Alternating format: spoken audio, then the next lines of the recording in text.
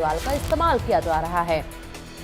तो दिल्ली की राजनीति अब गर्मा गई है। महिपाल ढांडा का इस पर बयान आया है। उन्होंने कहा है कि केजरीवाल के आरोपों पर कहते हुए कहा कि इंटरनेशनल ताकतें हैं जो पूरे देश की छवि को खराब करने की कोशिश कर रही है और इसके लिए अरविंद केजरीवाल और राहुल गांधी इन दोनों का इस्तेमाल किया जा रहा है।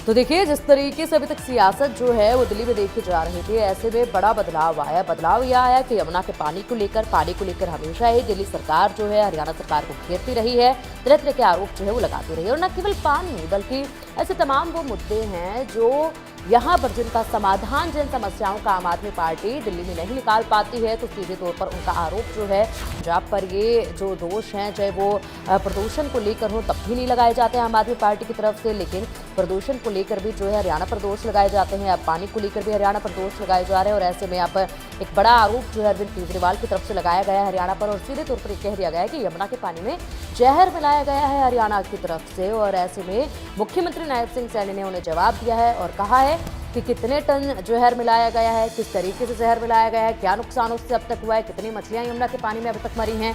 अगर जहर मिलाया गया है, आप किस तरीके से कह सकते हैं कि यमुना के पानी में जहर मिलाया गया है। इसको लेकर तमाम सवाल जो हैं वो किए गए हैं। मुख्यमंत्री नायब सिंह सैनी ने यह भी सवाल किया है कि इंजीनियरों ने किस तरह से ये निष्कर्ष निकाला है कि इस पानी में जहर है। केजरीवाल बताएं कि कौन सा जहर डाला गया है और कितना टन जहर डाला गया है। अगर पानी जहरीला था तो कितनी मछलियां मरी। मुख्यमंत्री ने कहा कि झूठ की राजनीति करने में केजरीवाल का कोई सानी नहीं है। केजरीवाल ने उस माटी का अपमान किया जहां पर वो पैदा हुए हैं। हरियाणा के लोग यमुना को पवित्र नदी मानते हैं और ऐसे में उसी पवित्र नदी को लेकर वो राजनीति कर रहे हैं।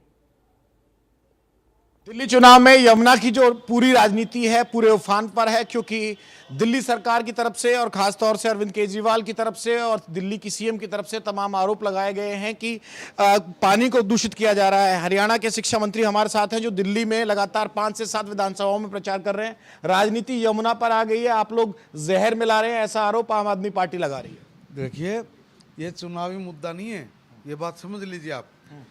ये कोई बहुत बड़ी स्क्रिप्ट लिखी गई है और स्क्रिप्ट के ऊपर ये काम कर रहे हैं।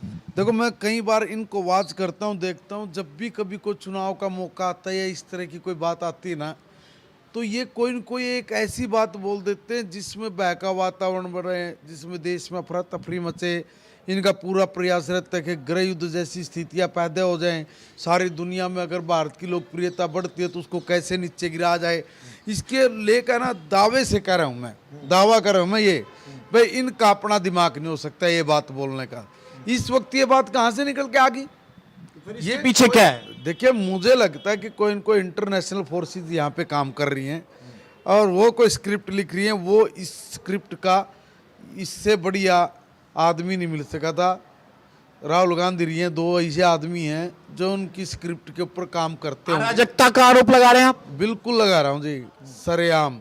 देखिए, नहीं तो कोई मामला नहीं बना था ना, ये क्या बोल रहा है। और एक बात बताओ ना, लोग ये सोचेंगे कि भाई ये तो राजनीतिक मुद्दा है, राजनीतिक स्टंट है, और केजरीवाल ने फेंके। राजनीतिक स्टंट नहीं है। अरे कितनी बड़ी बात है, दिल्ली में सारी दुनिया रहती है भाई साहब। लघु भारत के साथ साथ पूरी दुनिया का निवास स्थान है यहाँ पे।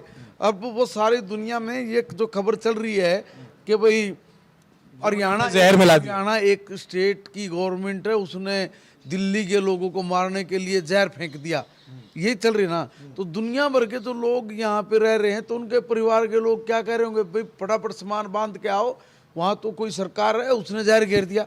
अब कितनी बड़ी एक मामला, मैं वही कह रहा हूँ, ये चुनावी मामला नहीं है, भारत की साख को गिराने का एक बहुत बड़ा षड्यंत्र है और जिसका ये आदमी बार बार पालना करता है, ये उन लोगों की। आखिरी सवाल मेरे आपका भी चुनाव पर आप, मैं निवेदन कर रहा हूँ, ये चुनावी स्टंट नहीं है, ये कुछ और मामला है। और अगर ये मैं कह रहा हूँ कि थर्ड फोर्सेस इनके पीछे खड़ी, अगर नहीं खड़ी है, मान लीजिए नहीं खड़ी है, तो अगर ये इनकी अपनी सोच है तो भी कितनी घटिया सोच है, तो भी कितना गंदा सोचते हैं ये लोग कि भाई हम लोगों को मारेंगे। ये दोनों तरफ से ये आदमी बहुत दुर्त है और इसको इसका चुनाव से कोई संबंध नहीं। इसने अपने आकाओं को खुश करने के लिए या ये जिस भारत को तोड़ने के मंसूबे वाले लोगों के साथ खड़े रहते हैं ना, उन मंसूबों को पूरा करने के लिए टाइम की वेट कर रहे थे कि भाई